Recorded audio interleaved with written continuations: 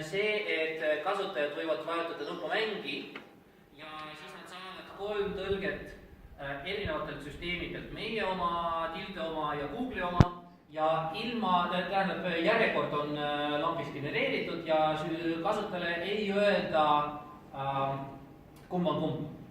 Ja siis selleks, et teada kumb on kumb, kasutaja peab valima parimat tõlget ja alles siis näidatakse. Siis statistika, mida ma esmaspäev kuni tänase päevani sain, oli see, et meie oma ja Google'i statistiline Eesti tõlge sai umbes 37% ja midagi, siis Tilde oma kuigi sai vähem.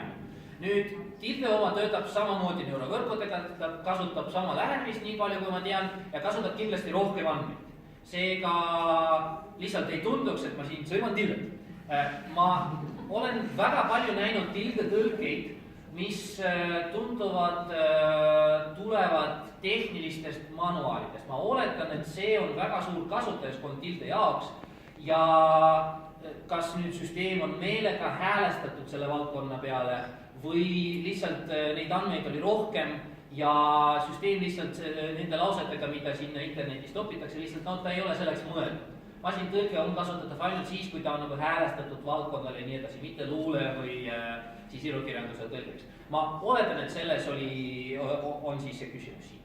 Ja kui me vaatame tõlgekvaliteedi jagatuna lause pikkuste järgi, siis laused, mis on 8 või kuni 7 sõna pikad, tegelikult saavad kõige paremad tõlged Google'ilt.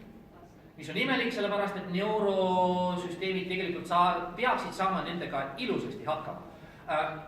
Natuke pikemad laused 8-15, siis nagu te näete, TÜ on teistest kõrgem ja ülejäänutel pikematel lausetel kvaliteed on enam-vähem sama.